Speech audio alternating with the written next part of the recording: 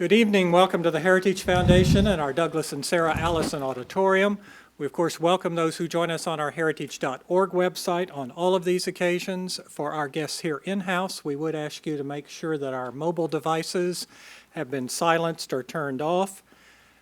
And as we begin, I want to note that all of our presenters are seated, much as Mr. Buckley was during all the days of firing line. The reason I bring that up is his one comic cameo appearance on Laugh-In in the 60s. He was asked, "Why is it that you are always seated in your programs?" And he informed them in the line given, "It is difficult to stand under the weight of all that I know." So we shall see how our panelists do this evening. It is my pleasure now to turn the program over to our co-host and special guest from the National Review Institute, Lindsay Craig, president of NRI. Lindsay?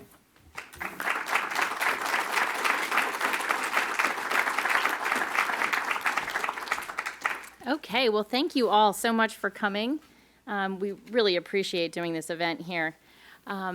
As John just said, my name is Lindsay Craig. I'm president of National Review Institute, and it really is my pleasure to welcome you to this series that we're doing on the life and legacy of William F. Buckley Jr., the founder of the conservative movement.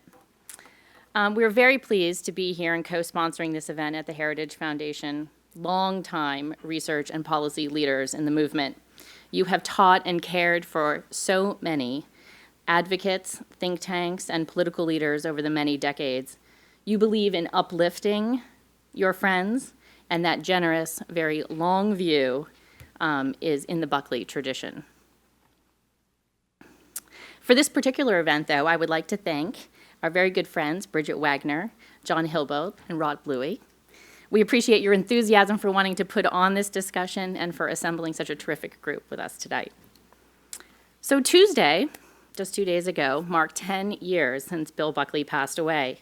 It is an opportunity for us to not only look back nostalgically, but to remember important lessons about him, and particularly how he founded and nurtured the conservative movement.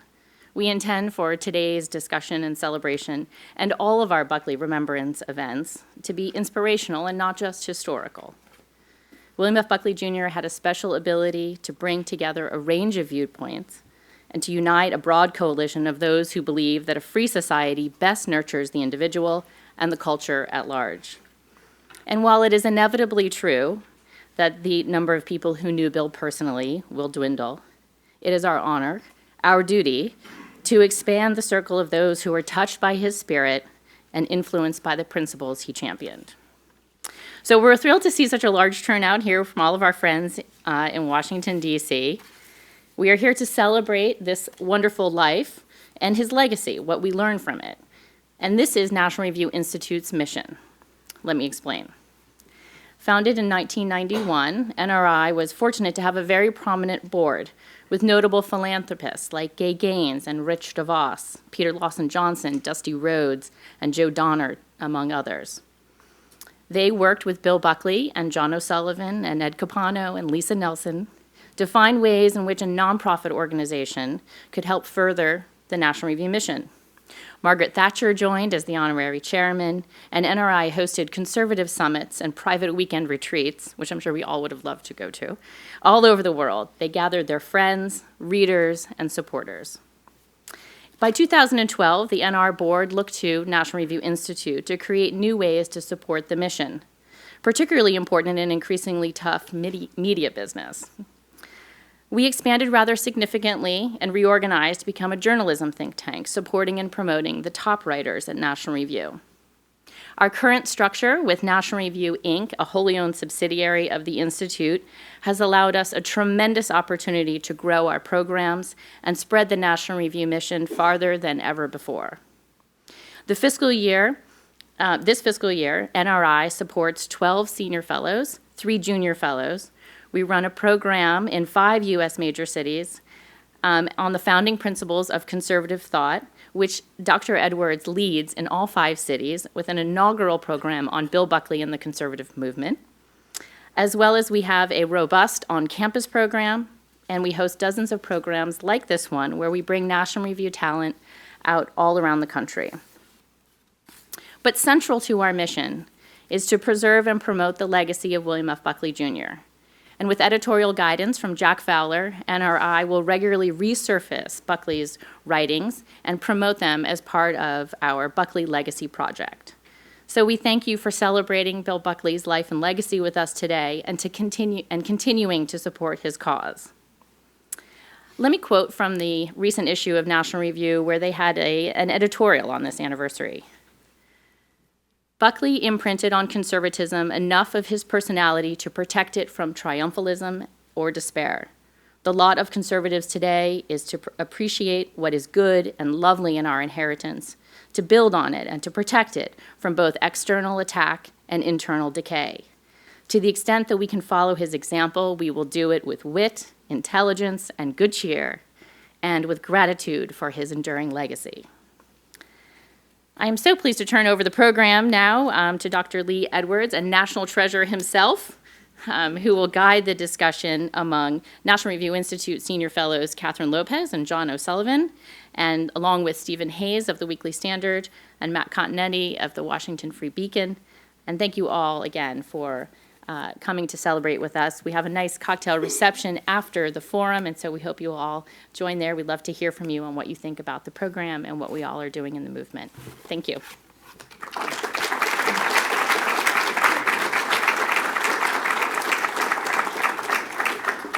Well, good evening, ladies and gentlemen. It's a beautiful evening in Washington, D.C., and a great day to be alive, particularly when we come here to celebrate William F. Buckley Jr.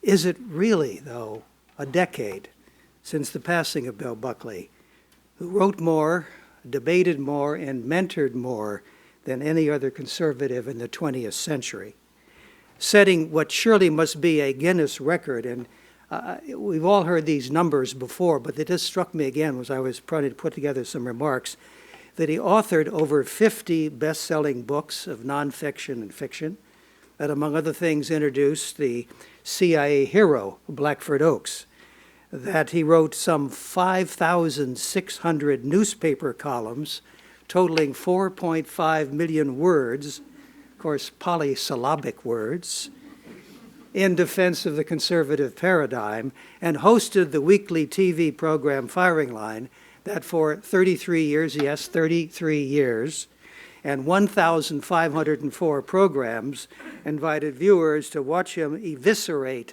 the leading liberals in the land. But his most significant contribution to the conservative cause was the founding of the magazine National Review. But it was not just a magazine. It was the epicenter of something that did not exist until Bill Buckley came along, the modern American conservative movement. NR provided a public platform for champions of libertarian thought, traditionalist ideas, and of course, anti-communism.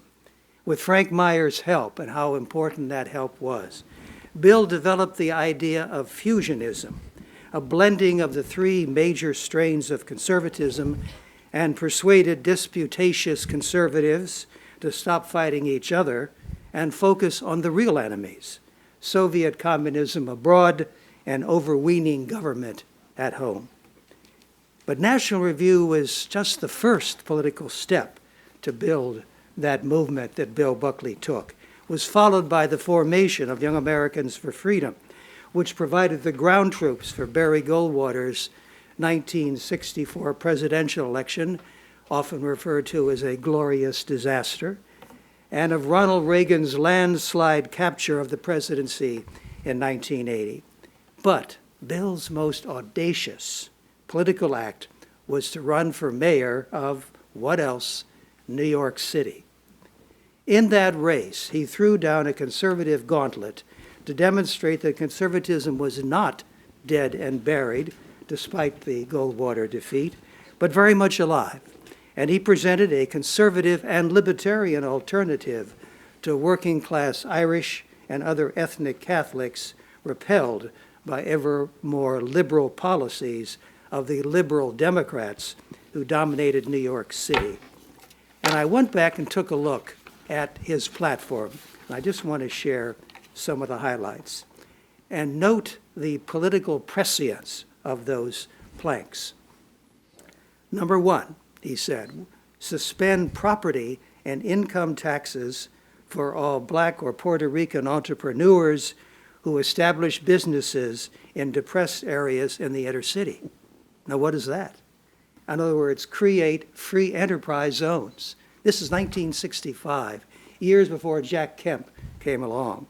Number two, require welfare recipients to do street cleaning and what he called general prettification work for the city. In other words, turn welfare into workfare. This is 1965, and years before Ronald Reagan brought up that same idea out in California where he was governor. Also, lower taxes, increase the police force, decentralize the public schools, and my favorite, and if you've been to New York City, you'll appreciate this one, do away with taxi medallions. Do away with them and allow those who can pass a test to drive a taxi. In other words, Uber, Uber, Uber. They say Uber alles. No, just plain Uber, just plain Uber. An amazing 341,226 people voted for Bill Buckley. And that political analyst, Kevin Phillips, author of the landmark study, The Emerging Republican Majority, cited Buckley's vote as a harbinger of the new majority that elected Richard Nixon in 1968 and, it must be added, Ronald Reagan in 1980. You know, by reason of his wealth and social status, Bill Buckley could have been the playboy of the Western world.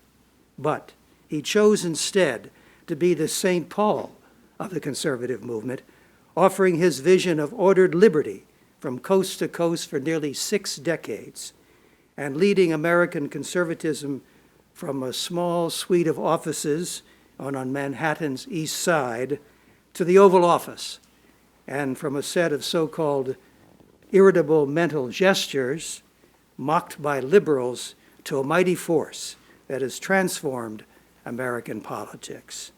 Well, let's now turn to our luminous panel.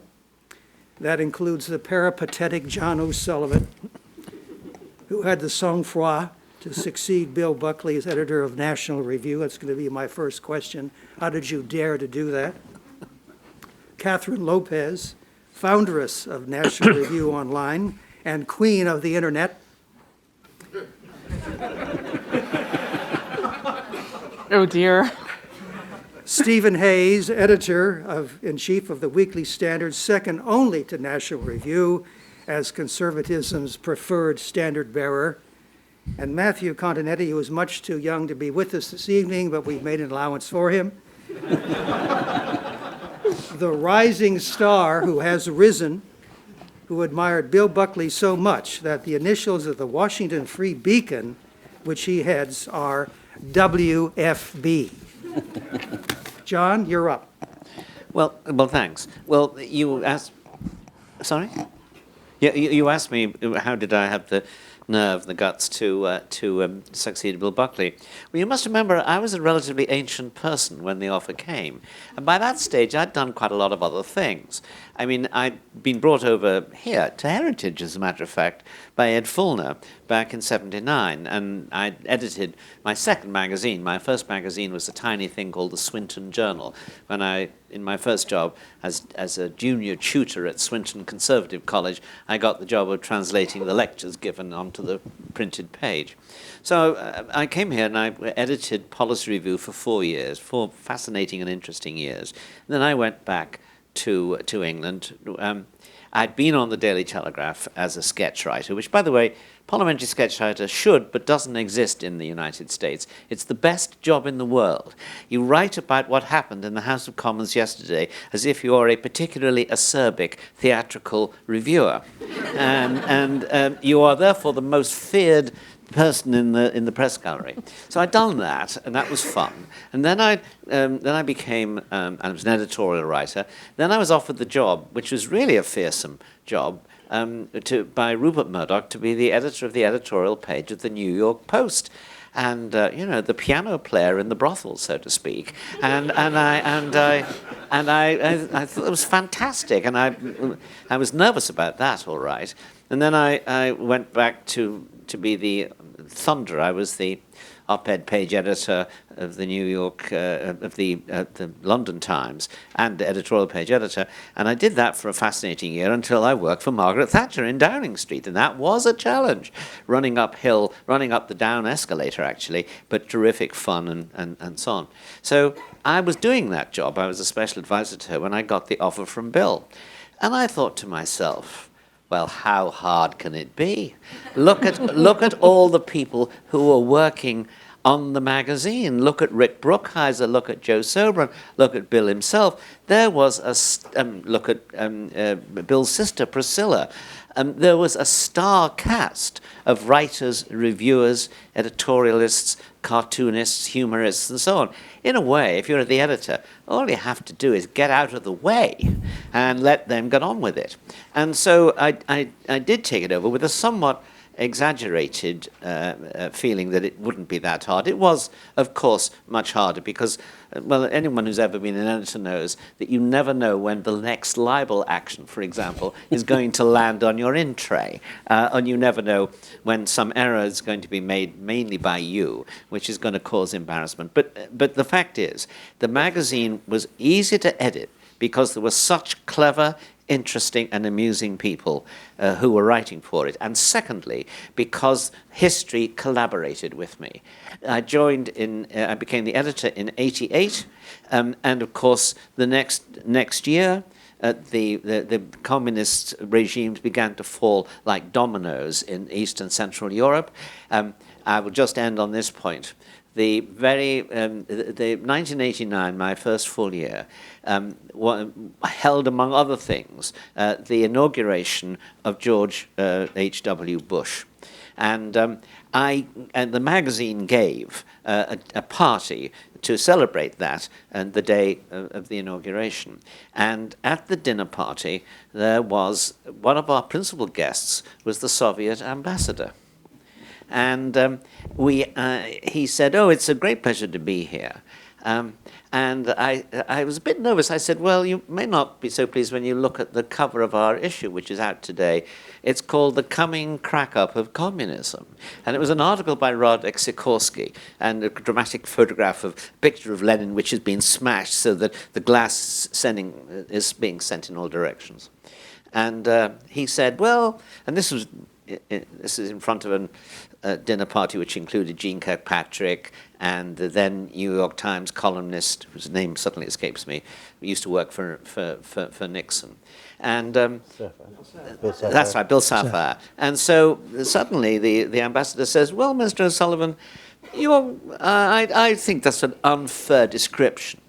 But if you look at what is happening, we do not have any intention of stopping the free development of the nations of East and Central Europe." He didn't use the phrase which later came into vogue, the Sinatra Doctrine, but that's what he was talking about. And he said, as far as we are concerned, if they want to leave the Warsaw Pact, that's entirely up to them. At that point, Bill Safire took his pen out of his pocket and started making notes. And Jeane Kirkpatrick leant forward in an inquisitorial way, and the evening was off to a terrific start. But of course, the year was off to a terrific start, and history was taking a major turn. And it was a turn which confirmed that what the National Review of Bill Buckley had been arguing all those years. And I was really just lucky in being there when the dividends came in. Certainly, communism was one of the most important things to Bill Buckley. Catherine, what about his faith? How important was that? How did that invest him? Some people even gone so far as to say that National Review sometimes was almost a Catholic magazine. I remember, like most of us at National Review, I've been reading National Review since I was like 10, and we all have debates trying to remember if it was 10 or 11. And anyway, I have no idea why I just brought that up now. I'm doing a Rick Perry, but anyway, the point is that Bill Buckley cared more about just about anything than he did politics. Understanding Bill Buckley, it drove me crazy when that documentary Best of Enemies came out, because there is a smaller world of people who remember Bill, and so young people kept saying to me, "Oh, Bill Buckley, yeah, he's the one who let Gore Vidal have it." Oh my goodness, there's so much more to Bill Buckley, and as you mentioned, Lee, faith was a huge part of that. Politics did not. Right now, I think we're living in this world where politics is all we pay attention to. If he could go sailing, he would rather do that. If he, every day, as I understand it, he prayed the rosary, and Jack Fowler in the front row has probably in his pocket Bill's rosary beads, which Bill would probably appreciate are being used rather than being put on display in a museum. But one of the great gifts that I think Bill gives us is when you look back, and so 3 newspaper columns a week, his pieces for National Review, his firing line discussions, pieces that he wrote for Esquire and Playboy, and his best piece on virtue, for instance, was in Playboy. There was another one in Esquire. I sometimes make the very unpopular or jarring point that Pope Francis talks about going out to the peripheries to talk beyond, the chorus. Bill Buckley was doing that, Pope Francis isn't thought of as the most conservative pope, but that's not probably not breaking news. But I actually love comparing him to Bill Buckley sometimes because that's exactly what Bill was always doing, and I think sometimes we have a tendency to talk amongst ourselves way too much, and that becomes more and more of a problem, as we have these social media echo chambers, which I've contributed to over the years, and have our great blessings, and we can get into that much more as well. But to understand that not only was he having debates with liberals, but he was also inviting them over to his house and having conversations and cultivating friendships. Some of the most gracious obituaries were from Bill of liberals who were well known in the last century, because he also had a human connection and relationship. And one other thing, just a thought about social media. I'm reminded that Andrew Breitbart, who Steve and I were good friends with, died 6 years ago today, which is hard to believe. But I'll never forget. So Andrew would. These were the young people in the audience. Matt may have no idea what I'm talking about. America Online Instant Messenger was how Andrew would communicate very often. And I would be terrible about answering the phones. So Andrew would send me a message saying, "Catherine, pick up the phone." And he did that the night his Susie and his last child was born, who is William Frank Breitbart. He said, "I've got a WFB." He was so excited. And so, and I mentioned that because whatever, and we don't need to talk about, that Breitbart and things. I want to talk about Andrew. Andrew was heavily influenced by Bill Buckley, and wanted to make a contribution to the world that was like his, that where he was telling the truth and was making the world a place that he could look his kids in the eyes and said, I tried to do something better here. And so a lot of, and I say that in part because I think I dissed the social media and things a little bit. But there have been good foundings, and they came in the tradition of Bill. And I think our way forward has a lot to do with looking at Bill, and a big part of that is realizing faith and family and virtue were bigger parts of his life, and music and sailing and than politics were. So the point where we make politics everything, that's where we start to go astray. I One think. could say that man does not live by politics alone. Right. Steve, when you started, well, not when you started, but you're now the editor-in-chief of the Weekly Standard. What difference did National Review make, or has it made to you and you think to the world of journalism? Well, huge. I mean, for all the reasons that you suggested in the introduction. I mean, those of us who work in journalism looked up to Bill Buckley forever.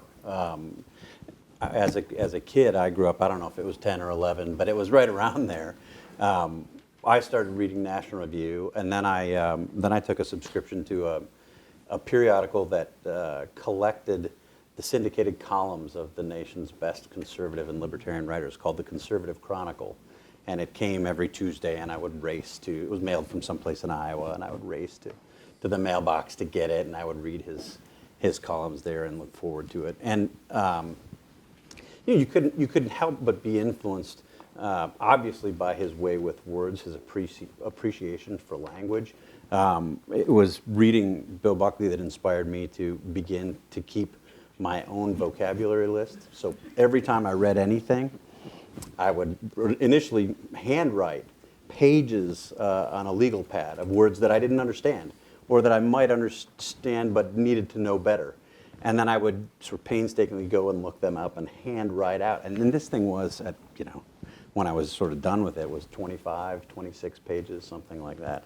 And then I just switched to doing it on the computer. Matt, you might be a little young to remember computers, but No one's brought my age up yet, Steve, so.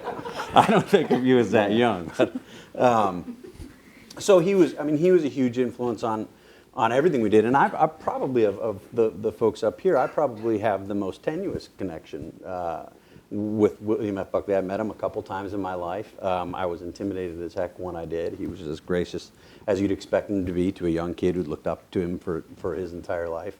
But I learned, I can't even sort of describe how much I learned by reading him, by emulating everything that he did. And of course, then I started writing for National Review Online. I had worked for the Fund for American Studies with Roger Ream and Randy Teague for several years, working in journalism academia. Went to Columbia's Graduate School of Journalism, got a degree there, came back and took a job at National Journal's Hotline, which is sort of an old school, a faxed, Matt, you might not know what faxes are, a faxed newsletter about campaigns and elections, and wanted to be writing the kind of stuff that William F. Buckley was writing, knowing that I'd never actually achieved that. And I started pitching really crummy stories to Catherine, and she was, I don't know, if generous enough, gracious enough to run a few of them. And it was really what got me into opinion writing more than anything. The job with the Hotline was a great job, but it was mainly digesting other people's material. I mean, that's what it was meant to do. And so there wasn't a lot of original thinking or a lot of original writing, and it was supposed to be non-ideological. Well, I was a conservative. I was a movement conservative. I'd been a movement conservative at that point for more than a decade. That's what I wanted to be doing. That's what I wanted to be writing. And getting my start writing those kind of pieces at National Review Online, I think pretty much everybody who's writing today on the center right had some connection one way or another with National Review or the website. Do you think that we're concentrating too much on politics? Catherine was talking a little bit about that, I know. But even in the Weekly Standard, it's not all politics all the time, because you do have book reviews and No, other it's not all cultural politics things. all the time. We've made a point to expand what we're doing in what we call the back of the book, basically the final third, which is more culture, broad culture. We're doing more travel, more arts and leisure, things of that nature, some sports even. I think, to echo what Catherine said, there's no question. And you look at what Bill Buckley wrote about over the course of his life. I mean, it was most certainly not all politics. He wrote books about faith, wrote fiction. Most of his columns, in one way or another, incorporated the things that he was doing in his day-to-day life and experiences that he was having. Anything that happened to him, he could include in a column. And many of his very best columns were not political at all.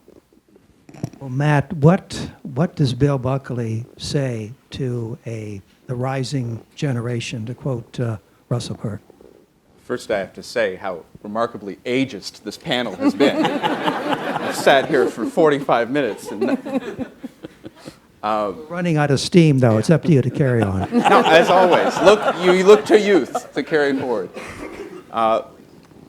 Buckley was amazing in many ways. I got to meet with him once, and I'm probably, to bring up my age again, I'm probably the last generation of conservatives to actually have known or interacted with him personally. The story I like to tell is I was lucky enough when I was working at NR for Rich Lowry, who succeeded John, on a book project. I got the invitation to the editorial dinners. So I think key to understanding Buckley is there's a lot of different things, but one is just the joie de vivre, the style of life. And once you become familiar with the style of life, you couldn't help but want to emulate it. And so you got this invitation to the bi-weekly editorial dinners. After you close the magazine, you go to dinner. Sometimes it used to be at an Italian restaurant called Peone's that closed down. At that time that I went, it was at the Buckley Masonette, which was the duplex apartment on Park Avenue and 73rd Street. And so if you're a sophomore at Columbia, I was a junior at Columbia, I'm sorry, and you're just beginning to get involved in this world of conservative ideas, conservative journalism, to be invited to not only meet the Buckleys, but also be in their Masonette was extremely thrilling. So we went up that night. And again, this whole kind of tableau, this whole spectacle that was William F. Buckley Jr. And we need to understand that the other half of the Buckley occasion, which was Pat Buckley, his wife, because she was just as much a character as William F. Buckley Jr. was.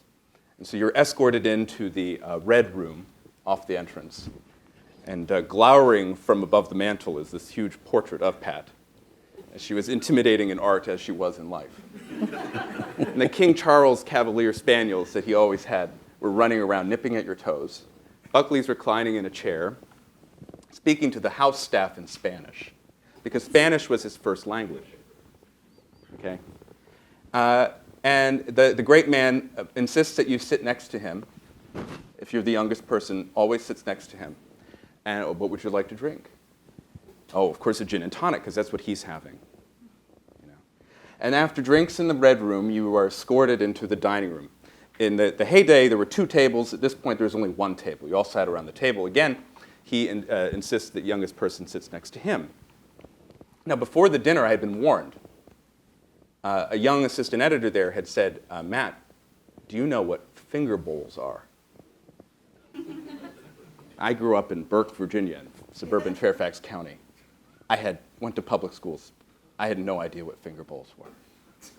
She goes, well, you better find out, because in between the salad course and the main course, a finger bowl will appear in front of you.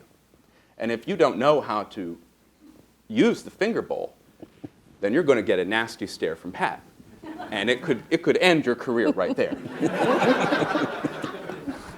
And in fact, David Brooks tells a story that he had been at one of these dinners where he had thought that he was to drink out of the finger bowl. And no, what you're supposed to do is kind of dip your fingers in the bowl and then dry them off your napkin, and then they would take it away.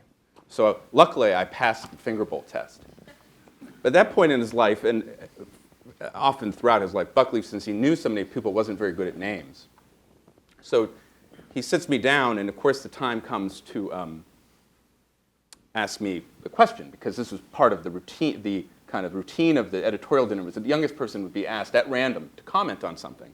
At that dinner, the guests of honor, the invited guests who were to dine with the senior editors, were Larry Kudlow, the economics commentator, and Larry Lindsay, who at that point had just left the Bush Treasury Department, I think, right after he had kind of accurately estimated the costs of the Iraq War, if you recall. He then left. So the discussion was over international financial system. And sure enough, Buckley asked him for my opinion on this matter. I had no idea. But more than that, he kept thinking my name was Paul. So I tried correcting him the first time, leaning over, incredibly intimidating, saying, Mr. Buckley, my name is Matthew. He kind of gave me a look. And then, of course, the second time the question came was, Paul, what do you think of this? So I was Paul Continetti that night, and I never looked back. I think it's important to communicate how singular a person he was, because I think the novelty of his personality was in fact the key to his appeal. And so I'm going to just quote him, because one of his weapons in this lifelong debate he waged against liberalism and communism was his wit. And I think it's painfully obvious that it's missing from a lot of our debate now. Some that I just came across. It's so easy. You can just kind of dip into the Buckley works and you find the one-liners, right? So, interviewed by 60 Minutes a few days before Reagan was inaugurated, Morley Safer asked Bill Buckley, who comes from a family of 10 children, what would happen if there were a liberal Buckley? And Buckley, without missing a beat, said, I would pray for him. We all know the famous one where at the first press conference, when he ran for mayor of New York City, the reporters asked him, Mr. Buckley, what will you do if you win? And he said, demand a recount. There was a Robert F. Kennedy, during his ascent, refused to go on firing line. And they asked Buckley, why do you think that is? And Buckley said, why does bologna resist the grinder?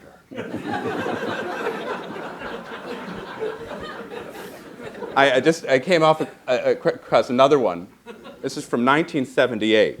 He was at Cornell. He was giving a speech as one of the, his calendar was filled with speeches. He was constantly traveling, evangelizing.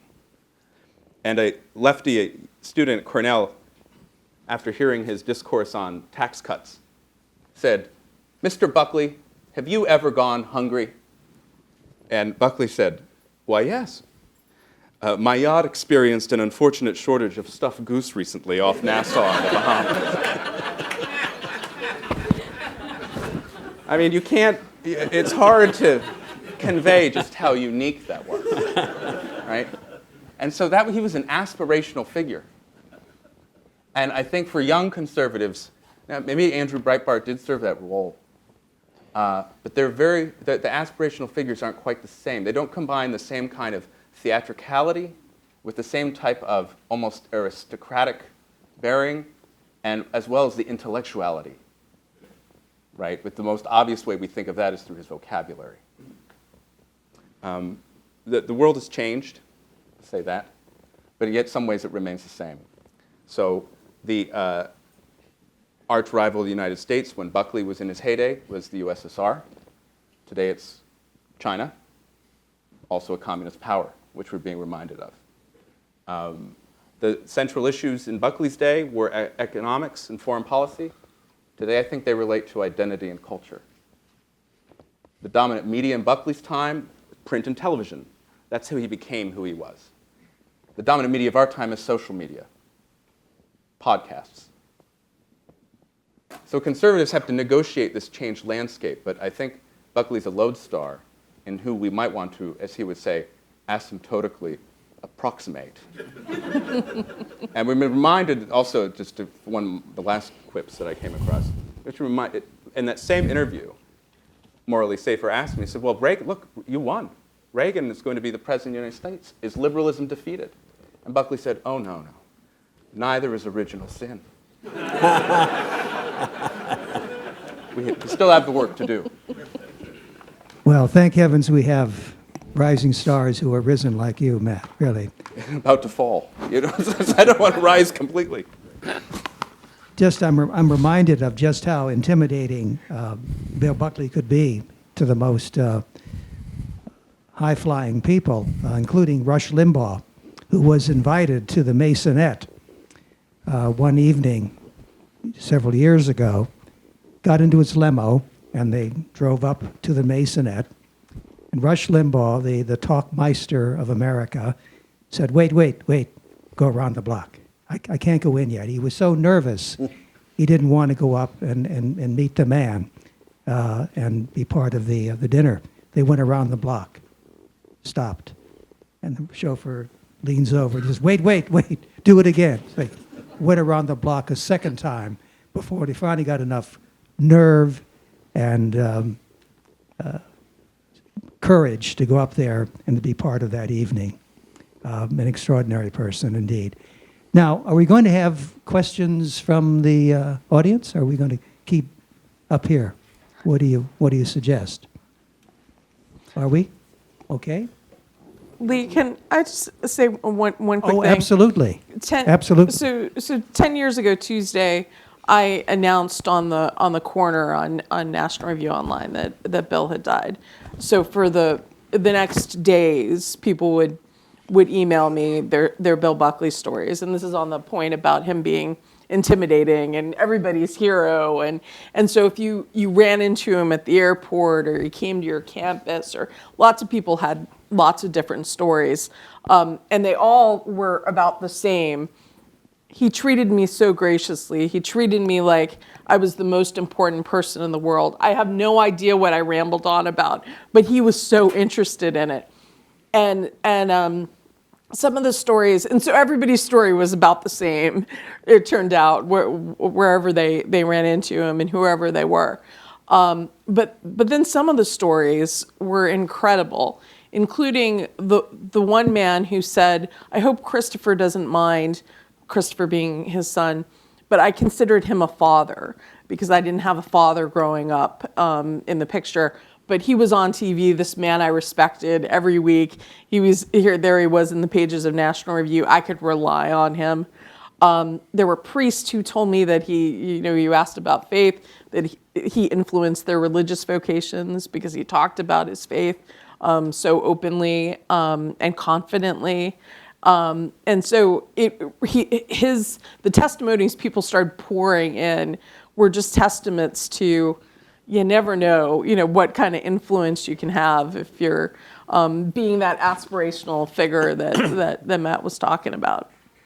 Well, I think that he was particularly sympathetic to and supportive of young people. And so I'll do a little true confession here. Bill Buckley saved me from myself. I was living over in Paris and then came back home, and I thought I was going to be able to write the great American novel. And I had written it over in Paris when I was there, and it was rejected out of hand, as it should have been, because it was a terrible, terrible novel. It was the worst American novel of the year. And so I wrote some short stories. They were rejected. I wrote some poems. They were rejected. And I said to myself, well, maybe the market is trying to tell me something here. So I wrote an essay about France and about the fact that, this is in the late 50s, that if it didn't shape up and pick a strong man as its next leader, that it might go down the tubes. It was a far, far cry from the days of Napoleon. And I sent this essay off to National Review. And I had never met Bill Buckley, did not know him, he did not know me, and yet he saw this article and he published it. He published it. And with that, I said, oh, I think I'm going to put aside novels and begin writing, political pieces for magazines like National Review. So Bill Buckley saved me from myself, because otherwise I might have gone back to Paris and drunk myself to death on the left bank, which I was well on the way to doing at that time. Bill was also very insistent that everyone always get a response, so that no one ever write to National Review and not get a response. Well, actually, John? Just to pick up what you said, Lee, the first contact I ever had with Bill was when he wrote a column about one of my parliamentary sketches. saying, that the parliamentary sketch is a form which is very prosperous and prospered in England, I should say. Sarki wrote parliamentary sketches, the writer A.G. MacDonald, arguably Dr. Johnson, though I think he just simply made them up. But nonetheless, Bill wrote about this and quoted 3 or 4 passages. And of course, I knew who he was because as a student at London University, I had gone to the American Embassy and tried to get to read National Review. But they told me very sniffily that they did not keep magazines of that low character. So that only made me more determined, of course. But it was a great treat, to be picked up and written about in the United States by its leading conservative columnist. And just the final point, we're trying to divine here the mystery of what made Bill so important, and everybody's made, I thought, very good points. But I want to suggest that when you read Bill as a conservative, and remember we're reading him in rather discouraging circumstances most of our lives, you read him and you thought, they can never win. Against this kind of thing, they can never win. And that's very important because, after all, most of the time, the evidence suggested that they could win and were winning. And he, in a sense, by his writing, his wit, his independence, and the fact that you knew he was telling all kinds of truths, and telling them honestly, but also wittily, and incidentally, in a way that, in my view, is inimitable. I always discourage people trying to write like Bill, because if you look at him, he had a corkscrew mind when it came to wit. It came at you in all kinds of different directions. So you couldn't really imitate him, but you could be inspired by him. If I can just pick Yes, up please, on Steve. that briefly. The other thing, I think that we all understand just how logical his mind was, how precise his reasoning was, how he marshaled facts to make his arguments. But what he sought to do ultimately was persuade. He wanted to persuade, whether we're talking about Firing Line, whether we're talking about his columns, whether we're talking about the work that he did in National Review, he was trying to win converts. He was making an argument, marshaling facts, logic, and reason, and saying ultimately, come on, believe what I believe. I've made a good case, haven't I?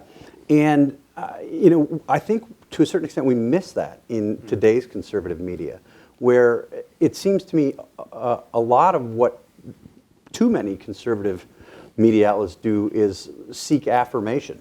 They want to get people nodding along, and we'll get more clicks if we do this, rather than trying to marshal arguments to persuade people. And it's a thing that conservatives, I think, have struggled with over the years, and it continues to be a challenge, I think, despite his terrific example. I think, by the way, just a very quick point, don't you think the same is also true of Ronald Reagan as a columnist and as a broadcaster?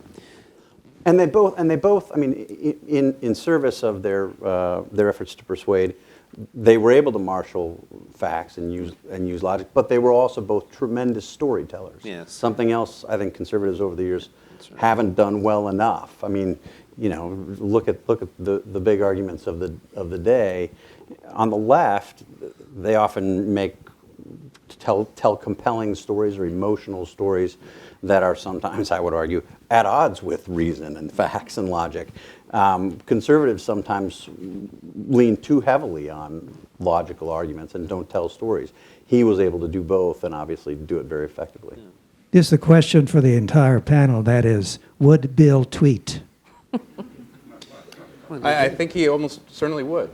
He loved technology, from what we know, and was always interested in it. He couldn't make it work, but he was interested in it. And so he probably would have adopted it. But one of his, I think he was very keen to the media available to him at the time. And so it's just the case that if you want to persuade today, if you want to, you're not necessarily going to change liberals' minds, but you may get that young person, right, who's popped up in all of our discussions, who might not be so sure about the way that he or she sees the world. The way to contact that person, to communicate with them, is through now Twitter, YouTube, podcasts, Facebook, the social media. So I think he would, or if not himself, he would encourage others to do it. Of course, that's what he did with Firing Line, isn't it? Which was something unprecedented. Nobody had done that kind of a program, and he originated it and did it for, my goodness, 33 years. Yeah, I was listening to, as it happens, I was listening on my drive in today to an old NPR interview with him from 2004. And he was talking about exactly this, not Twitter, but he was talking about the changes in the media and expressed tremendous frustration that, that we were forced to consume our media in ever smaller chunks, and talked about how he used to have 58 and a half minutes to get through Firing Line, and then by the demands of PBS station managers, crunched it to 30 minutes. And I thought that we weren't able to make full arguments given the ever-shortening news cycle, and that's when the news cycle wasn't every 4 seconds, but every 30 minutes. At the end of this interview, it was an interesting NPR interview, but a half hour with him, Tucker Carlson jumped on and weighed in on sort of Bill's career and his life and his importance to the conservative movement. And at one point, Bill sort of expressed sadness or frustration on Tucker's behalf that Tucker, who was at the time hosting Crossfire, had to do those kind of debates, which in some ways can trace their lineage back to Firing Line, but in other ways were almost the antithesis of Firing Line. I mean, Firing Line was an hour of good, deep, intellectual exchange in a way that Crossfire was not. Crossfire was a half hour. It was, as often as not, shouting back and forth, trying to get a word in edgewise. And Crossfire, very different than Firing Line, was partisan. Firing Line was ideological. I mean, these were, the giants of the giant of American conservatism, often taking on the giants of American liberalism. Crossfire, people put on partisan shirts, red and blue, and often took positions, I think, on air that they didn't actually believe, hadn't spent in a lifetime defending. That was the opposite on Firing Line. That's why if you go back and you watch Firing Line episodes now, you can't help but feel like you've learned a ton in the space of watching 1 hour. There are not many television programs today, I would argue, that allow you to come away feeling that way. Yes. Everything you said is completely true, but it's also true, I think, that Bill was a natural epigrammatist, coiner of aphorisms, wasn't he? They occur in his articles, and sometimes summing them up, and also they occur in his speeches. In fact, sometimes, as with Oscar Wilde, they get him into trouble in his debate at the Oxford Union and that Cambridge Union, I think, where he's dealing with the question of race and so on. He says things which he later has to regret, but that they're memorable because he's got the knack of packing a huge argument into 5 or 6 words, and of course that was one of the many skills he had as a writer. Because we haven't talked about things like Blackford Oaks and other things. And the fact that he wrote a play at one point. I always felt that Bill's attitude was Chesterton's. If a thing is worth doing, it's worth doing badly. Most of the things he did well. But something he wanted to do, he would give it a try. Steve mentioned earlier, there was a time where National Review was the place that you went if you wanted to be published as a conservative, if you wanted your voice heard as a conservative. It was because, first, John was supportive of it, Rich knew it was important, but ultimately when Bill was alive, this is his baby, so Bill better be supportive of it. And as much as he may have bemoaned the fact that we had to make arguments, shorter arguments and everything, he also appreciated we had to do it. We had to be there. And so he was engaged until the end, sending, I actually have a memory of being at CPAC one day, and Rich is sending me email messages about Bill reading what we're posting in the corner. And I'm thinking, I cannot believe Bill Buckley is reading what we're posting in the corner right now on CPAC. But he was that engaged until fairly late on, and was also I remember so grateful too as well when when his wife died, online there were a lot of tributes, and that was a great gift to him, I think. I know he was once asked what was the most important thing that he had done, and he said that it was the founding of National Review. And I think that's not only because it was this extraordinary magazine which had such an influence, but again, going back to the point that I made earlier, which was that it was the epicenter of this conservative movement. And if you look back at when he was out there trying to raise the money to start National Review, he talked about making this new magazine a formative journal which would have as much influence on the politics of America as the New Republic and the nation had done with the New Deal. So he always had in mind that he wanted to be, as much as he could, promoting and pushing and building and developing a movement, a conservative movement. And that, of course, is still very much with us today. If I could just add to that, it's important to remember who Buckley was pitching his arguments to. And National Review was founded in 1955. The previous year, Joe McCarthy, who Buckley defended, was censured by the United States Senate, and McCarthyism collapsed. And conservatism faced the real threat of going down with Joe McCarthy. In some ways, the founding of National Review was an attempt to make conservatism respectable again. And it was very important for both Buckley and his senior editor, James Burnham, that they pitched the journal to an educated class. They felt, just like the editors of the New Republic, that the only way that you were going to make generational change in American politics and society is if you captured the elites. And if you read the early issues of National Review, as I've done, it's fascinating because early on, a letter writer corresponds to the magazine and says, you guys are hoity-toity. There's too much academic stuff. You're publishing Richard Weaver. You're publishing Russell Kirk. Get to the nitty-gritty. And Frank Meyer, who went on to become one of the most important editors of the magazine, who really kind of developed this theory that Bill embodied of the unity of libertarian economics and traditional social thought. Frank Meyer, at that time not employed by the magazine, wrote back in to this reader and said, no, we have to go to the educated. And it's interesting to compare that to the situation today, because I think now what we've gone to is a conservative movement, mainly because of the political currents that Buckley revealed and prospered, sometimes I think has an attitude of, we don't need the elites anymore. And it's not to say that the elites aren't corrupt, they are. But you can't replace an elite with no elite. And that mission of creating a conservative elite still remains. Well, on the same point, one should mention some of the really remarkable names. You've mentioned James Burnham, for example. I mean, Burnham's reputation rises with every passing year. The world is conforming to his most pessimistic predictions. And I think if you look at the argument he had with Orwell, he beats Orwell. He wins that argument. You look at Richard Newhouse, one of whose many great aphorisms was, once orthodoxy becomes optional, it will sooner or later be prohibited.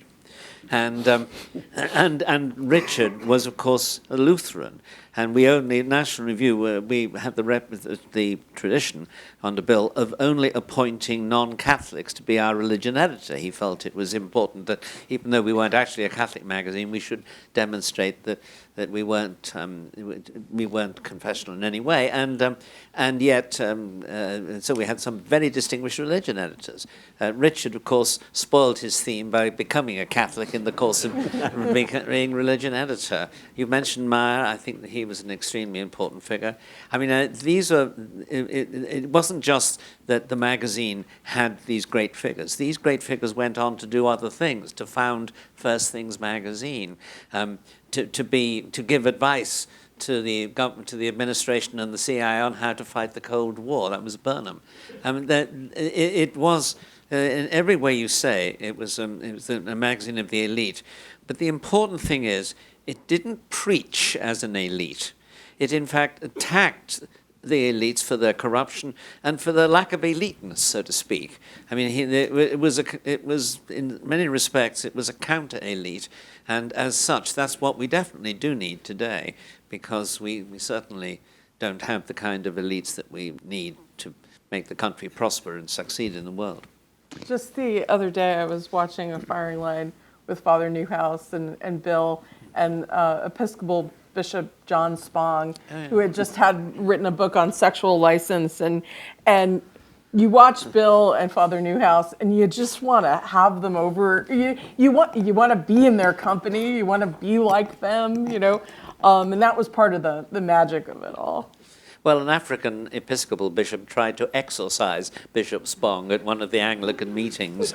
So Bill didn't do a good enough job there, we have to say. As much of it as of someone who did appeal to the elites, and Matt, you're absolutely right, with particularly those founding years, at the same time, he also understood the importance of reaching out in a broader way, in a broader circle, through firing line. And that was, again, and of course with his syndicated column 3 times a week and with all the other things that he did. So again, he was sort of combining both, wasn't he? Trying to keep always in mind the idea of converting the elites or creating them, and at the same time reaching out to that broader audience, creating the climate in which conservative ideas would be adopted and would be implemented, particularly in politics. Let's see, shall we try some Q&A? We have a gentleman here. Excuse me. My name is Cammy Butt, and my question is to Mr. Hayes. I was just wondering that if you know anything about Mr. William Buckley's relationship with the Gore Vidal, who, as you know, has very elite background, very rich financially. But he was kind of socialist, but they were during the same time frame. So I just wondered that if you know any interaction between them, are there differences? I'm asking this question because I have seen his debate with Reagan. Even they have little difference, but they were very friendly during the debate. And my question to Mr. Sullivan is, as you know, I have a South Asian background, and there are a lot of South Asians who love Britain because it has very liberal welfare system. I just wonder that if somebody, if you have a conservative in Great Britain who would recommend to the welfare recipient what Mr. Buckley recommended in New York in 60s about cleaning job. Thanks. Go ahead. Okay.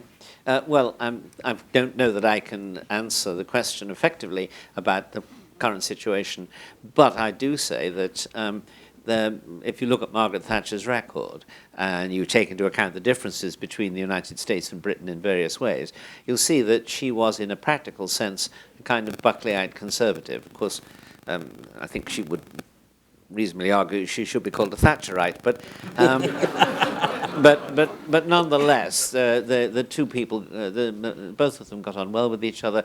They saw more or less eye to eye, not on every topic, of course, but the same kind of argument that pitted Bill against, say, Richard Nixon was the same kind of argument that pitted her against Edward Heath. So you do get those comparisons. I forget the first part of the question, but maybe. Long and storied disagreements between Bill and Gore Vidal, yes. of course. One of I would say his main rivals Yes. over the years.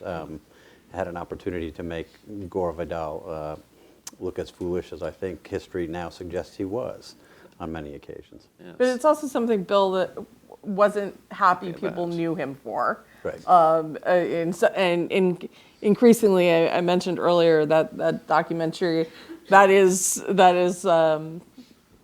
what people know about him, and that shouldn't be, because that wasn't actually characteristic of him. Right. I mean, he could eviscerate liberals' arguments, but he also cultivated friendships. And, Well, sure, John and heard Kenneth people Galbraith, out. I mean, Oh, many exactly. others, very good friends. Exactly, Abe Rosenthal. We could go through lists. Also, I think Gore Vidal is a wonderful illustration of the marriage in the 20th century between socialism and snobbery, and he was the perfect example of it, really. Yes.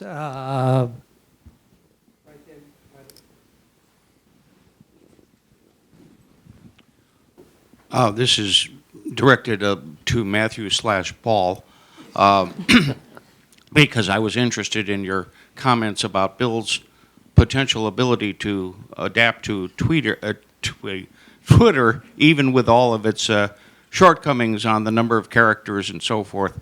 I think he could have done that. And to add to your delightful quotes, in 1968, Bill was asked who he would favor as the ideal Republican ticket. And he said Ronald Reagan and Jacob Javits, the liberal Republican from New York, with the explicit understanding that if President Reagan were to die in office, Vice President Javits would throw himself on the funeral pyre in grief. So that underscores your comment about his ability to weaponize his wit and use it in a way that he could make broader points when he wanted to. And of course, the great benefit of being able to do that is humor is utterly disarming to the opponent. And when you make a quip like that, one has to laugh. And then if you're debating Buckley, well, how does one respond? I mean, it's hard. Gore Vidal, of course, was also famous for being witty as well. And the history of those debates is, by the time of Buckley's outburst, he was quite frustrated with a variety of things, including the scheduling. But that's one example where you see kind of two wits going toe-to-toe, and it ended badly. Usually it worked out in Buckley's favor. The problem with Buckley and Twitter, though, is with 280 characters, he would be reduced sometimes to two-word tweets, given the way that... Right here in the back. My first action when I ran the political interest club in high school was to get the National Review in the school library. And I went on to do the Coalition Peace Through Strength, and I was at the 45th anniversary of the CPAC. So I've been a conservative forever since then.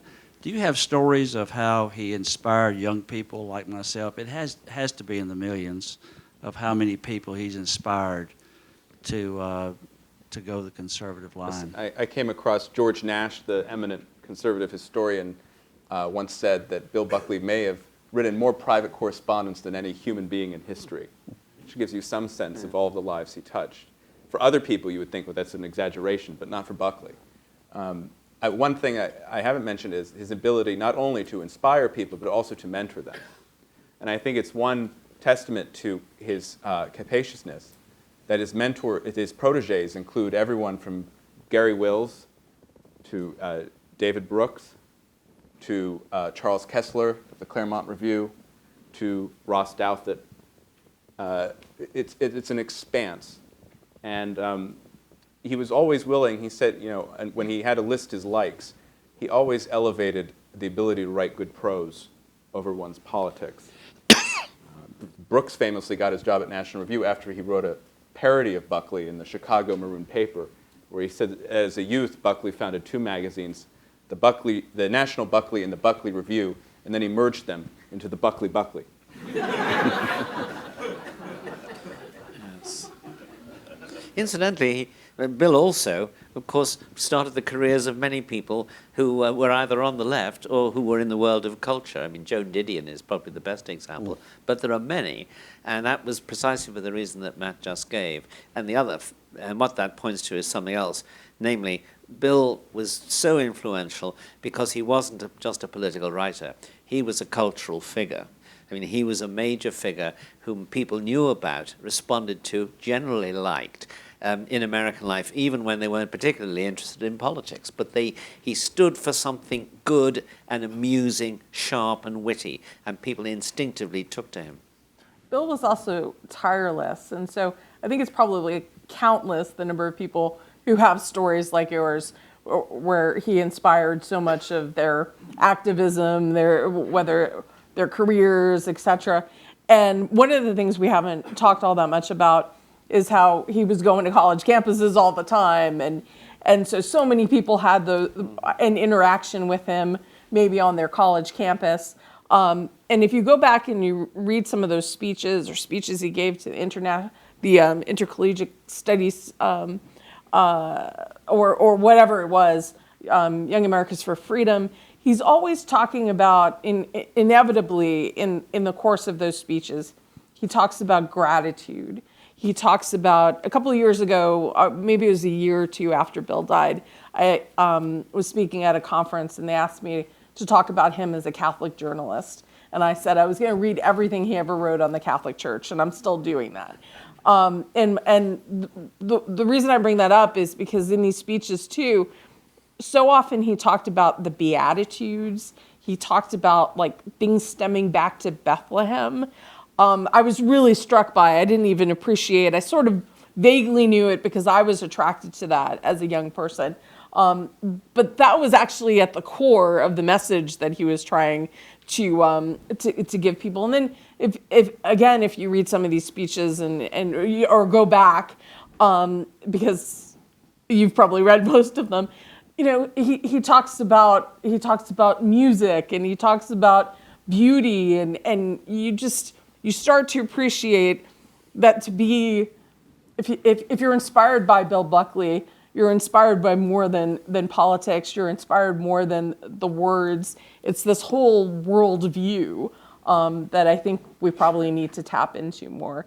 And at the basis, he always talked about the patrimony. It's sort of the opposite of the idea that we are the ones we have been waiting for. You know, there are great things that have been in our past, so let's tap into them again. Mm.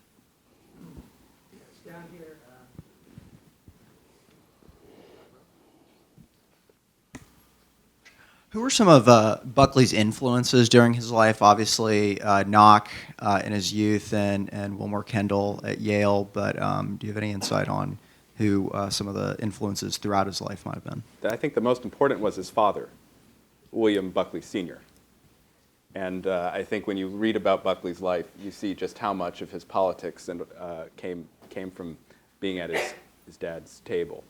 And it was through his dad that he met Albert J. Knock, you mentioned, the very elitist libertarian thinker who conceived of the idea of the remnant.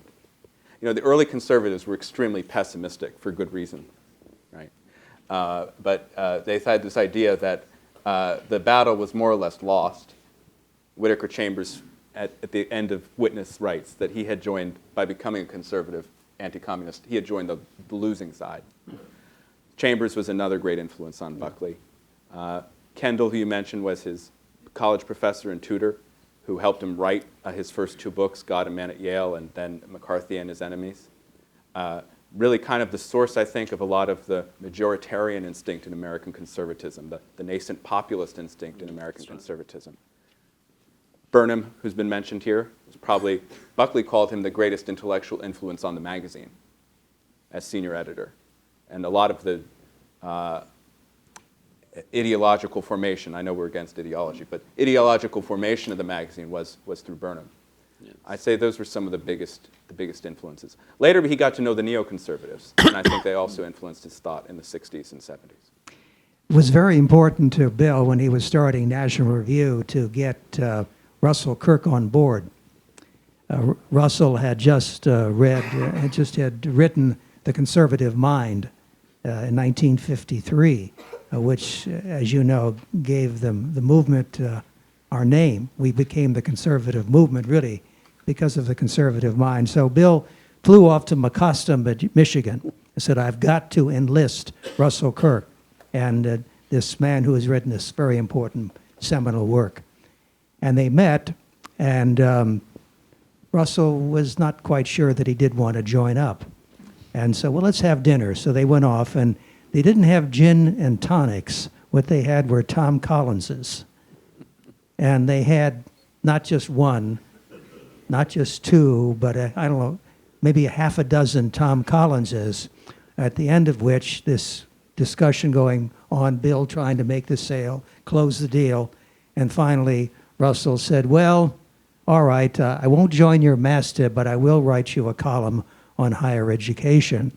And Bill sort of, great sigh of relief, but by that time ready to collapse, sort of fell into bed and fell asleep. The next morning he got up to have breakfast, and there was Russell coming down the stairs after having written the latest chapter of his latest book. That was an example for Bill Buckley to continue to try to be that person who was always writing. So he was reaching out to traditional conservatives, to libertarian conservatives, and to anti-communists. And with that, he was able to create this extraordinary masthead, and then to keep it together. We haven't talked about his diplomatic skills, his ability to sort of persuade people of varying ideas and various ideologies to come together and to stay together as well. And he did that through diplomacy and also a little bit of flattery too as well. He knew when to sort of say that so-and-so, that was a terrific piece that you wrote. One thing that strikes you when you go back to the old National Reviews is how contentious the magazine was. For many decades, they had a column called The Open Question, where anyone on the masthead could write in and disagree with the position of the editors or of the contributors. And it was through this process of debate that Harry Jaffa, the founder of the Claremont School, came into the conservative movement. And Buckley, of course, had the wonderful quip about Jaffa, which is, if you think disagreeing with Harry Jaffa is hard, try agreeing with him. Yeah.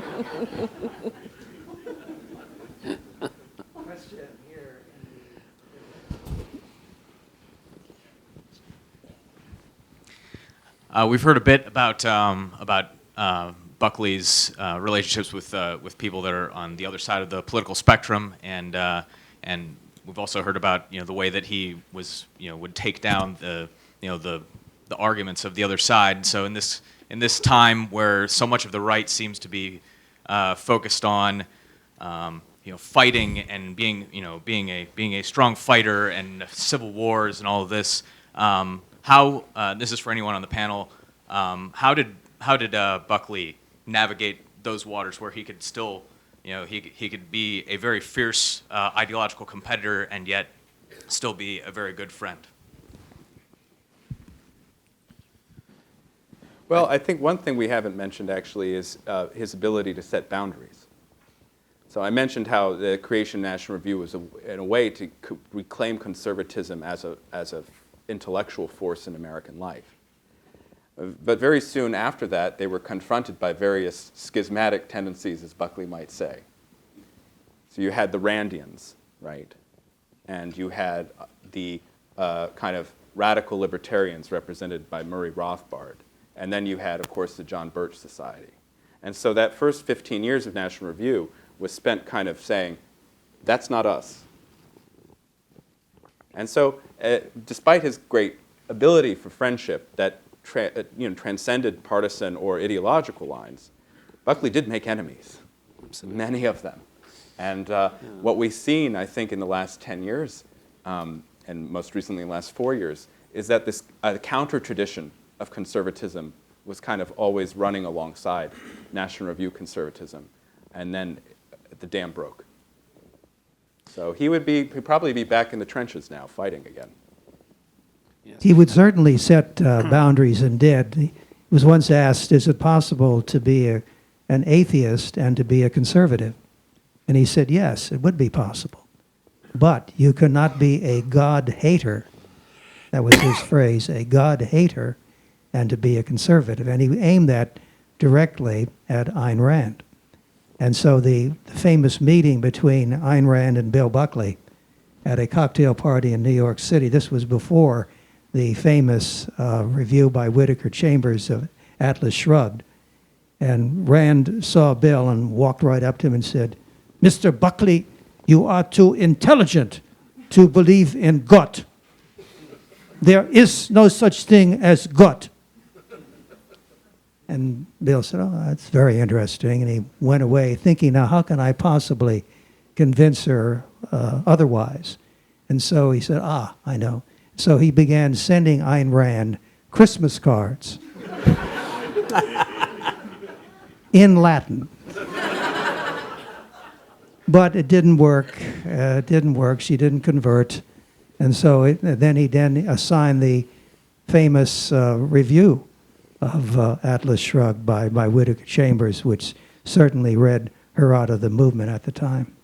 Yes, can I just say that there's no doubt that Bill made enemies. There's absolutely clear. And although in general he was the spirit of generosity, I think that part of that was religious, but it's a generosity which overflows from outside of religion too. I mean, he was good-natured. He promoted people. He wanted to win over enemies, as you said, persuade people. But I think that review by Whittaker Chambers is a very. I mean, I personally think I might not have run that review. It goes too far, and his obituary of the paleo-libertarian Murray Rothbard is a very tough, unforgiving obituary. There's no doubt about that. And I was the editor at the time, and that was one of the few occasions when he and I had a serious argument about it. He obviously won the argument, but I didn't give up. I did not like that obituary. I thought it was unfair to Murray, whom I knew actually personally and liked, even though I'm not a libertarian or anything close to it. So we shouldn't forget there's a tough, unyielding side to Bill, and he wouldn't have succeeded as he did if that side hadn't been there. And that's why he was prepared to take positions that were very sharp and bold and outraged the left, which happened again and again. So we're dealing with a very complex personality, but the spirit of generosity is what defines him more than anything else, and that spirit was shown not only in public controversy, but it was also shown in private benefactions. All of the things that Bill did for people that no one knows about. I know about some of them, and they were remarkable. And they're the kind of things which we should all like to think would be on to our credit, on our deathbed. One of my favorites of those acts of generosity is what he did for Ernest Vandenhoeg, who was having some health problems, and his doctor said to him, well, you really got to do more exercising. What you ought to do is to get on a treadmill more often. And Vandenhoeg said, well, I don't have one. And he related this story to Bill, who said, oh, that's very interesting. And the next day, one was delivered to his home, to Ernest Vandenhoeg's home in New York City, and with a note from Bill saying, here, get treading. And so many things like that. And it would make was one more book that NR Institute can publish is all the various acts of generosity that he did in benefaction. That would be extraordinary. Ernest was a good friend of mine. I should dearly love to have seen him on a treadmill. He may have waited a long time. Well, I'm not sure that was a generosity. That may have been something else. And just to pick up on the point that Catherine made earlier, I mean, politics was only one part of who he was, and it certainly wasn't the most important part. It wasn't even close to the most important part. So I think that helps answer your question. And then the other way I'd address your question is that the debate, it seems to me, for Bill Buckley was an end in of itself. I mean, he ultimately wanted to persuade people. He sought to persuade people. He spent most of his life trying to persuade people. But he loved the debate for the sake of the debate. And you could see that. I mean, you couldn't watch a firing line without understanding just how much he loved the process. And he loved the engagement. He loved the exchange of ideas. And you watch that, and you want to agree with him. I mean, you want to be part of what he's promoting. And I think even people who with whom he had fierce debates over the years came to like him personally for precisely that reason. It's become, I mean, it may be one of the easiest cliches is that he was a happy warrior. I mean, I think that was in almost every single 10th anniversary remembrance of his passing. But it's true. I mean, if it describes anybody, it describes him. And I think that people were drawn to him, many times his enemies, but also people within the conservative movement who might have had different views on an issue here or there, but broadly were fighting sort of in the same direction. There was also humility about him too, which came through in a lot of the testimonies that people were telling me in the days after he died. And I remember, so one of my favorite of his books is Nearer My God, which was probably the one he was most hesitant to write. People wanted a faith book, but he didn't he wasn't a theologian, and Father Newhouse even said, you know, there are parts he would cringe through because Bill was not a theologian. But Chuck Colson said that the last chapter is the most important one to read, and that was about his mom. You mentioned his dad, so I want to mention his mom too, who was an incredible influence on his life. And to not understand that part of it is to not have a complete picture of Bill too. And I think she influenced that humility a lot. Well, we could spend probably the next 4 or 5 hours talking about Bill Buckley and not even begin to get to the bottom of him anywhere near. He was such an extraordinary person. He worked night and day for some, not always working. He was also playing too part of the time, but he was dedicated and committed all those years. Once asked, why do you work so hard? Well, of course, he had a quip, and he said, well, I'm easily bored.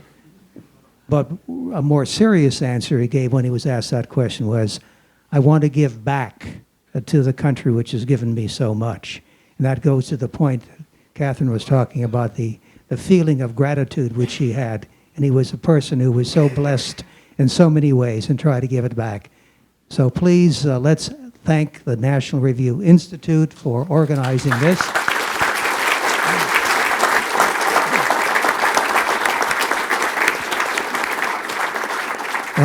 And of course, my favorite think tank, the Heritage Foundation.